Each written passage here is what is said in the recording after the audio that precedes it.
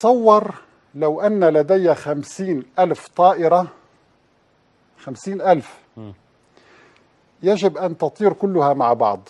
نحن شاهدنا في بعض العروض 3 طائرات ومسافات متباعدة وتحدث صدامات وكوارث شاهدناها. تصور لو أن الإنسان أراد أن يصنع 50,000 طائرة ويجعلها تنطلق دفعة واحدة وتحلق دفعة واحدة، ما الذي سيحدث؟ كوارث.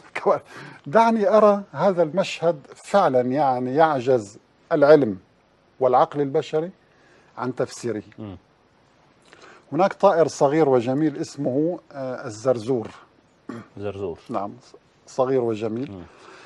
هذا الطائر لديه خطة سبحان الله، برمجة إلهية عجيبة جدا. يناقض تماما نظرية التطور. أنك تجد عشرات الآلاف، قد يصل الأمر إلى مئات الآلاف، ولكن الفيديو الذي سنراه بعد قليل فيه على الأقل 50,000 زرزور ينطلقون دفعة واحدة ويصنعون أشكال غريبة في الفضاء، ولا يحدث ولا صدام واحد، ولا صدام. يعني لا نجد أن أحد الطيور يقع على الأرض، ثم يهبطون إلى الأرض، ثم ينطلقون، ثم يتفرقون جماعات، ثم يندمجون ويشكلون أشكال يعني شيء تظن كأنه مرسوم، الكروبات في الهواء. سبحان الله. فأنا أود أن أسأل، كيف استطاعت هذه المخلوقات أن تنسق حركات الطيران؟ هذه تحتاج ليس إلى كمبيوتر، إلى جهاز سوبر كمبيوتر، وإلى معادلات رياضية شديدة التعقيد أكبر من طاقة الإنسان. وتمارين بقى، يقعدوا بقى في وكالة فضاء يتمرنوا فيها 40 سنة. ويستحيل. يعني نحن البارحة سقط لا أدري قمر صناعي صيني، لا أدري أين، في منطقة في الشرق الأوسط، قمر صناعي. كل التكنولوجيا وهو قمر واحد وفي الفضاء، وفقدوا السيطرة عليه، ويعني كاد أن يسبب كوارث. سبحان الله. فتصور 50,000 طائر.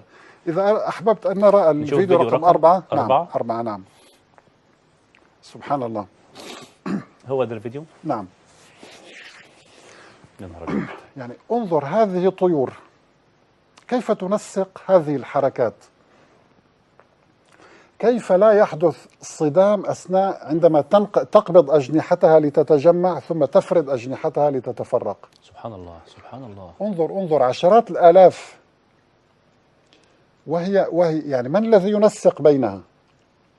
أنا أؤكد لك أنه يوجد برنامج خارجي وشيء خارج هذه الطيور هو الذي ينسق بينها. لذلك الله سبحانه وتعالى قال: أولم يروا إلى الطير فوقهم صافات ويقبضن ما يمسكهن إلا الرحمن. هو ربنا اللي ماسكهم كده. يعني الله تعالى وضع قوانين وأشياء في أدمغة هذه الطيور. غرفة التحكم دي بتاع عند ربنا فوق. سبحان الله. عشان باختصار يعني سبحان الله، أحسنت يعني التعبير. غرفة التحكم بتاع المشهد ده عند ربنا فوق، بس مش حد يعرف يعملها تاني يعني. ما يمسكهن إلا الرحمن. سبحان الله.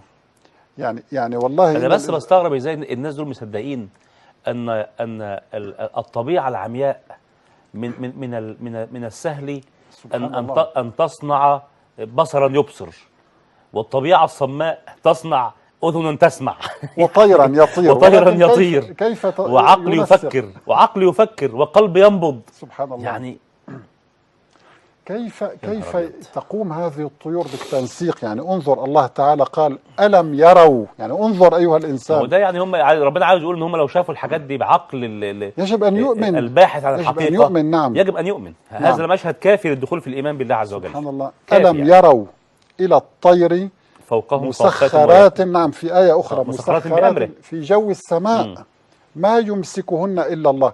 إن في ذلك لآيات لقوم يؤمنون. إن في ذلك لآيات. يعني ما رأيناه الآن معجزة. طبعا. ألم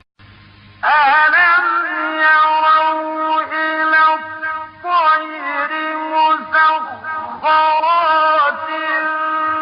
في جو السماء